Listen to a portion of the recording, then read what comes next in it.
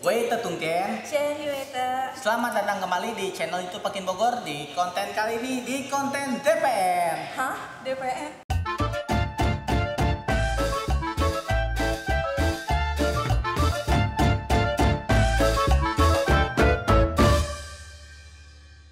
Oke, gua akan menjelaskan ya apa itu konten DPN itu ya. Iya, soalnya DPN kayak belum ada di Pakin Bogor ya, baruan ini ya. Iya, jadi konten ini konten terbaru Pakin Bogor nih, yang singkatnya kepanjangan itu debat Pakin nih, asik. Jadi kan debat Pakin nih. Debat Pakin nih. Apa yang didebatin siapa?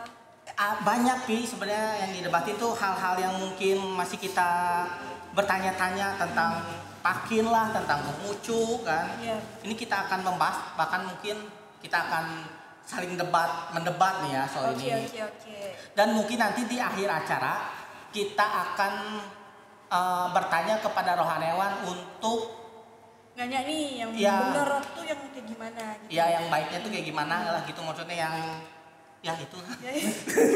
Intinya ya itulah.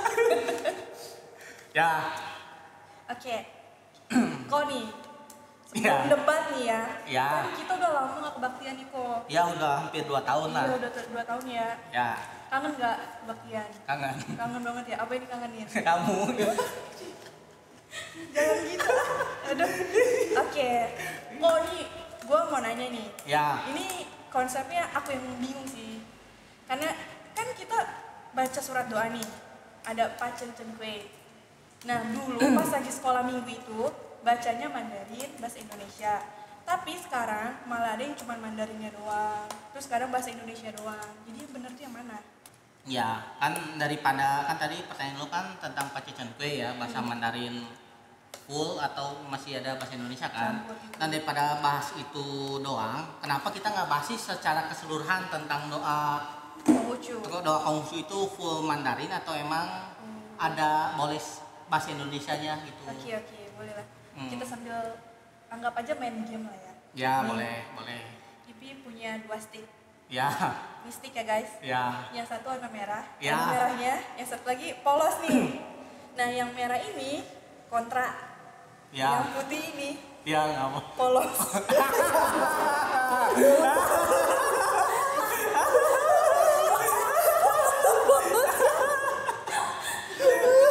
Ini yang merah namanya pro. Masa sih? Iya, tapi terserah lu dah mau yang mana. Oh my god, yang putih polos. Iya bener. Iya. Kok nggak dari situ aja ya, nggak usah dari ini ya. Iya, Kita bukan. game. Yang putih yang polos guys. Maksudnya yang putih itu buat yang Pro. kontra. Lu tadi main kontra dua-duaan kan dong? Lu gimana sih? Nih ya. Jadi Kenapa iya. gue kontra dua-duanya? Iya. Karena menurut gue kalau doa itu nggak harus bawa Mandarin. Jadi lu nggak bukan kata. Jadi lu mengkontrakan apa sih? Jadi lu nggak setuju Mandarin doa Konghucu full semua? Ya enggak dong. Kenapa nggak setuju lu? Karena gue nggak bisa Mandarin, makanya gue kontra sama pakai bahasa Mandarin. Emang dari dulu nggak diajarin bahasa Mandarin apa? Enggak, cuma SMP doang 3 tahun. Nah itu berarti salah siapa kalau lu nggak bisa? Kan itu dari SMP tuh ada jenjangnya. Lu umur berapa sekarang? 19. Tuh, SMP umur 14 ya? Iya kan ya? 5 tahun. Lu 5 tahun belajar bahasa Mandarin emang apa? Gua aja apa? Apa? Oh ini? Ayo, ini puyau. Yaudah, kita kebanyakan bercanda nih. Udah nih, yang ini. Nih, yang ini apa nih? Mau yang merah, mau yang apa nih? Pro. Mau yang pro? Ya. Oke, berarti yang putih kontra ya guys. Iya. Tadi mau bercanda, biar seru aja. Nih ya, bener ya. Nih. Iya, benar-benar gua ambilnya benar ya. Oh nih, tuh. Itu apa ya? Pro, berarti gua pro. Oke, berarti gua kontra ya. Ya. Oke. Oke, RCTI dong. Oke. Ya. Apa itu oke? Jadi nih kan ini gua pro dan lu kontra. Ini mau siapa dulu nih yang memperdebatkan ini nih? Pro dulu lah. Pro dulu. Biar bisa menjelaskan kenapa doa tuh harus full Mandarin. Oh iya dong. Doa Konghucu itu harus full Mandarin kalau menurut gua. Kenapa full Mandarin? Lu nanya dong. Iya dong. Oh, iya. Kenapa full Mandarin? Lebih galak ya. emang bahasa Mandarin itu bahasa leluhur kita yang dari Cina, tau gak? Zamannya Nabi Kungce dan zamannya sebelum Nabi itu bahasanya Mandarin. Tapi kan gak semua orang Indonesia bisa bahasa Mandarin. Emang nggak semua orang juga, semua orang Indonesia nggak beragama Konghucu. Nah berarti doa boleh dong campur bahasa Indonesia bahasa Mandarin. Kalau menurut gue sih enggak ya. Soalnya kan itu emang bahasa Mandarin itu emang bahasa awal Konghucu, bukan inti ya, apa sih? Apa sih ini gue gini apa? Jadi bahasa Mandarin itu emang bahasa dasarnya Konghucu itu bahasa Mandarin. Nggak ada sejarah Konghucu itu bahasa Sunda, nggak ada, Pi. Tapi kan maksudnya gini ya, dia emang tahu Konghucu itu kan dari China, berarti bahasanya bahasa Mandarin dong. Ya. Bener kan? Ya. Tapi kan kalau di Indonesia nih banyak yang nggak bisa, kayak misalnya Mama Ipi lah nggak bisa bahasa Mandarin, Mama Belajar makanya. Kalau misalnya belajar, jangan bisa nggak bahasa Mandarin langsung pure langsung bisa gitu, bisa nggak? Kan harus butuh proses. Buat apa ada cekang ye? Ayo di Tanggogor, kalau nggak jadi Butuh lause. proses, gini ya butuh proses. Kalau misalnya nenek kita nih udah tua, proses. Kalau misalnya udah bisa terus gimana? Emang nenek lu ikut kebaktian? Ayo. Iya sih, kan. Emang nenek lu tega? Emang nenek lu ikut kebaktian suruh baca doa? Gua tanya. Ayo, lu emang lu Oke. ribet itu, maksudnya jangan yang ketoto yang muda-muda aja gitu. Tapi kan maksud yang gua. muda juga ada yang otaknya lemot gitu Kayak nggak lu bisa. kan, Iya, otaknya gua lemot. nggak bisa bahasa Mandarin terus gimana? Ya itu kan berarti dari lu sendiri kan, maksudnya kalau formatnya emang harus Mandarin kalau menurut gua ya, biar pelafalan kita juga belajar lah gitu maksudnya. Nah, kan banyak nih yang udah mulai belajar bahasa Mandarin kan. Terus kan kayak misalnya berarti doa, misalnya nih, anggap aja full doa itu Mandarin. Ya. Ya kan? Ya. Nah, kalau misalnya kita yang nggak bisa bahasa Mandarin, terus misalnya pelafalannya salah, terus kalau misalnya Tuhan dengernya salah gimana? Ya nggak apa-apa. Kok nggak apa-apa sih? Kalau Iyalah, misalnya nih. lu mintanya jodoh dikasihnya motor, Kan Tuhan maha sempurna. Maha sempurna lah. Gitu ya lagunya ya. Ya nih Tuhan tuh maha sempurna, maha adil dan maha tahu segala-galanya. Ya kan? Nih jadi misalnya kita salah doa, misalnya apa ya? Misalnya salah pelafalan kan maksud lu kan? Mungkin Tuhan kan, oh ini mah tahu, ini gue masih belajar nih anak. Jadi maksudnya ini kali gitu. Nggak mungkin Tuhan juga ya gitu lah. Nggak mungkin Tuhan juga mendiamkan doa lu. gini loh, kalau misalnya kita full Mandarin, kita meninggal nih misalnya. Kalau misalnya nggak bisa Mandarin, gimana kalau ditanya-tanya? Watch apa? Ditanya sama siapa? Sama Tuhan. Ayo. Emang kalau lu pasti misalnya full meninggal Mandarin, pasti ditanya Tuhan. ya terus mau Ayo. tanya siapa lagi tuh nama Tuhan? Ya sih, siapa lagi malaikat? Oh di agama sebelah malaikat, ada malaikat ya, Nah, benar-benar. berarti kan kalau lucu Mandarin dong. Iya, Berarti iya. semuanya bahasa Mandarin. Kalau bisa nggak bisa gimana? Ya mungkin Tuhan juga kan, Tuhan itu kan maha apa sih tadi yang gue bilang, maha semua lah, udah yang maha tahu mah. Nggak mungkin Tuhan juga nanya ke lu bahasa Mandarin kan, kan Tuhan tidak berbentuk, ya kan? Iya. Tiada yang Tapi- sesuatu tanpa Tuhan. Tapi- Ya gak benar ke situ. Kesian, kalau kan kayak misalnya masa yang udah generasi yang udah tua-tuanya, terus misalnya ada yang khotbah pakai bahasa Mandarin nih, aduh itu rohaniawan ngomong apa sih, gue nggak ngerti. Kan bukan khotbahnya, kan ini kita tadi baca surat doanya Ipi. Surat doanya Iya, itu tapi Mandarin. kan kalau misalnya surat doa Mandarin, pasti dong kalau misalnya rohaniawan yang tahu tuh pasti pakai bahasa Mandarin dong. Kalau misalnya di surat doanya pun Mandarin. Nggak, belum tentu. Belum tentu, kenapa belum tentu kan? Karena Koko bilang Kan kalau tadi kan semuanya kita- full Mandarin. Kan kita surat doa doang nih. Mungkin kalau misalnya kata lu tadi Cang tahu bahasa Mandarin, mungkin itu nggak juga sih ya. Maksudnya. Kenapa? Kenapa nggak bahasa Mandarin? Ya, yang nggak kenapa kan nggak semuanya rohaniawan bisa bahasa Mandarin, ya kan? Iya kan? Iya kan? Kenapa? Nah kalau misalnya nggak bisa semuanya, kenapa harus pakai Mandarin?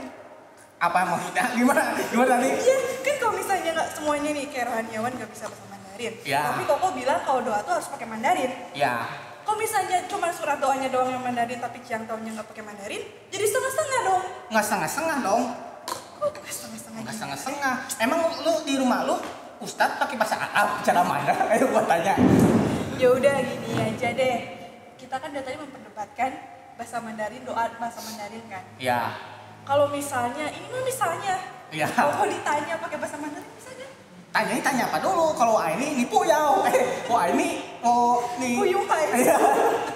Ini nih apa gitu udah pokoknya bisa gua bahasa dasar-dasarnya mah. Oh, I gitu. e san seu liu chi pa chu se i se san mah gua tahu. Iya kan? Pokok-pokok gua tahu. Oke. Jadi alasan ini kan Koko kan milih nih kan kayak misalnya doa itu harus pakai bahasa Mandarin, berarti Koko punya alasannya dong. Kenapa misalnya doa itu harus pakai bahasa Mandarin itu biar apa? Ya biar bahasa leluhur kita tuh tidak mati, Pi. Jangan sampai bahasa leluhur kita yang dari dulu mati tuh di kita, tau gak? Mati dalam arti kayak gimana nih maksudnya? Tidak dipergunakan lagi, bahkan di surat doa pun bukan dicantumkan sih, dicetak atau di apa sih namanya itu, digunakan bahasa Mandarin. Dan kayaknya ya kalau misalnya menggunakan bahasa Mandarin dan bahasa aslinya itu lebih khusyuk aja gitu kalau menurut gua. Jadi kalau misal pakai bahasa Indonesia itu nggak khusyuk? Khusyuk juga sih, tapi lebih khusyuan Mandarin. Kayak kalau pakai Mandarin itu biar jadi kayak apa? Maksudnya kayak gimana gitu loh? Biar ya itu bahasa leluhur itu tidak. Kita nggak bisa bahasa Mandarin kan? Ya. Bener dong, gue nggak bisa bahasa Mandarin nih. Ya. Gimana cara khusyuknya kan gue ngerti juga enggak artinya apa? Ya kan diajarin kan itu kan ada artinya juga. Jadi kalau Kan kayak misalnya- Pacecen Kue aja kan ada bahasa Indonesia, ada Pacecen Kue, ada tulisan Mandarin, ada pingin ya, pingin ya kan, ada pingin, ada bahasa Indonesianya gitu. Nggak semuanya full Mandarin. Jadi kita dari tadi debat belum dapat jawaban nih. Belum. Jadi pengen kita debat lagi atau nanya aja nih langsung? Nah, itu dulu yang kontra itu gimana? Ih, gue kayak masih kurang sek aja kalau misalnya Kurang doa. sernya apa coba? Gini kalau misalnya doa nih pakai bahasa Mandarin, Ya, misalnya bla bla bla bla bla bla bla. Aduh itu artinya apa ya? Berarti nggak khusyuk dong, sama aja bohong dong. Kalau misalnya itu mending nggak usah doa. ya makanya belajar. Kalau misalnya kita sibuk kuliah, Belajar. yang kerja harus itu ngeles Mandarin. Harus. Padahal Sabtu Minggu tuh jadwalnya Apa? keluarga, Minggu ibadah. Jadi keluarga apa ibadah? Keluarganya Sabtu, Ibadahnya? Minggu. Oh iya benar. Iya kan? Iya. Jadi mendingan gimana? Ya kan tapi kan kata gue juga makanya itu perlu anak-anak dilatih dari sekarang bahasa Mandarin. Sekarang Ibarat aja, mah- anak-anak aja sekarang disuruh belajar buat sekolah aja males-malesan, gimana disuruh bahasa Mandarin yang nggak ngerti apa-apa. Ya makanya itu kan mungkin kalau kan namanya anak kan beda namanya kalau di sekolah kan harus hitung-hitungan kan belajar bahasa tuh beda sama kayak belajar matematika tapi mungkin siapa tahu nanti misalnya kepake misalnya dia ke Cina ketemu si itu Jackie Chan kan dia bisa ngobrol bahasa Cina ya kan? Iya, tapi kan kalau misalnya kesian kok masih kecil mas langsung diajarin les Mandarin, kayak sekolah aja matematika susah, bahasa Inggris susah. Ya kan tapi kan belajar Mandarin juga nggak langsung full Mandarin, ada po mo ho tenele kan lu juga belajar kan Iya dasarnya. belajar, tapi kan kayak misalnya anak kecil orang tua kalau misalnya pelafalannya masih salah-salah. Ya nggak apa-apa namanya proses belajar dan selalu dilatih tidakkah itu menyenangkan? Menyenangkan sih. Iya Tapi kan? kalau buat bahasa Mandarin doa kayak full Mandarin gimana ya? Ya nggak Susah gimana kita susah itu karena tidak terbiasa Pi. Kalau sudah terbiasa sih pasti bisa.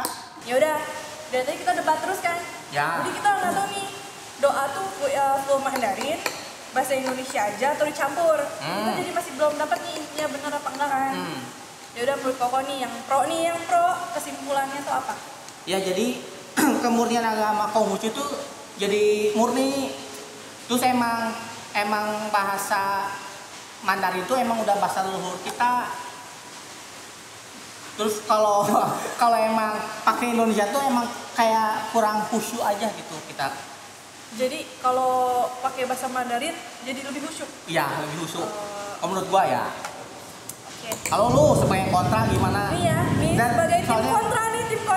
Soalnya dari tadi lu emang nggak setuju. Lu Iya. ada apa dengan Mandarin sih? Aku nggak setuju sama Mandarin karena gini, pertama tuh Livia nggak bisa bahasa Mandarin. Ya. Karena bagi gue nih Mandarin tuh pusing, di otak tuh berbelit-belit. Jadi kayak lagian kalau misalnya doa di Mandarin gue kayak jadi pusing aja, jadi nggak khusyuk malah menurut gue. Nah terus nih ya, kalau misalnya orang tua kita nggak bisa nih, terus tiba-tiba disuruh paksa nih buat harus semuanya Mandarin, kan kesian juga kok. Jadi gue nggak tega aja sama mama gue nanti kalau misalnya itu harus belajar Mandarin lagi, ya kan. Nah terus kalau misalnya kita nih yang nggak bisa bahasa Mandarin, kan lidahnya lidah Indonesia sama lidah Sunda nih. Kalau misalnya pelafalannya susah, terus misalnya kita salah sebutin, kalau misalnya jadi artinya salah gimana? Ya kan? Ya, Bener dong, bener kan? ya. Terus kayak kalau misalnya Olivia meninggal, tapi jangan dulu deh, jangan sampai. Nah misalnya nanti nih, kalau misalnya ditanya, misalnya udah meninggal kan banyak yang bilang kalau udah meninggal tuh nanti bisa ditanya bahasanya bahasa Mandarin gitu. Kalau misalnya gue gak bisa, nggak ditanya-tanya gitu. Jadi kalau misalnya osha, terus gue nggak ngerti gimana. Ya kan bisa gitu. Oke, itu kesimpulan dari Pia kan? Ya. Fix bahasa Mandarin itu susah. Jadi menurut Ipi doa tuh dengan bahasa Indonesia. Kalau misalnya Mandarin ya boleh lah campur lah bahasa Mandarin lah. Nah, jadi ini ya, daripada kita debat kusir kayak gini kan, maksudnya gua tetap pro yang bahasa Konghucu itu harus Mandarin dan lu enggak. Mending kita langsung tanya aja ke rohaniawan. Jawabannya tuh yang benar tuh kayak gimana sih ya? Tuh enggak? Ya kan daripada kita musuhan nih habis debat kayak gini. Kita lagi. Iya. Dah. Kita apa sih? Serahkan aja nih ke rohaniawan Konghucu. Deng. Teriring salam, hanya kebajikan Tuhan berkenan. Oita Tungtian. Terima kasih teman-teman Pakin Bogor yang tergabung dalam tim DPN Debat Pakin dalam channel YouTube Pakin Bogor. Kali ini saya akan memberikan tanggapan terkait dengan topik yang diangkat dalam diskusi DPN, yaitu tentang penggunaan atau pengalihan bahasa dari Hokkien ke Mandarin dalam agama Konghucu, baik itu dalam doa, ucapan salam maupun dalam ikrar 8 pengakuan iman. Pertama yang saya ingin sampaikan adalah bahwa sebetulnya perdebatan terkait pengalihan bahasa dari Hokkien ke Mandarin dalam agama Konghucu ini bukan saja terjadi di kalangan anak muda, tetapi juga terjadi di kalangan para senior-senior kita.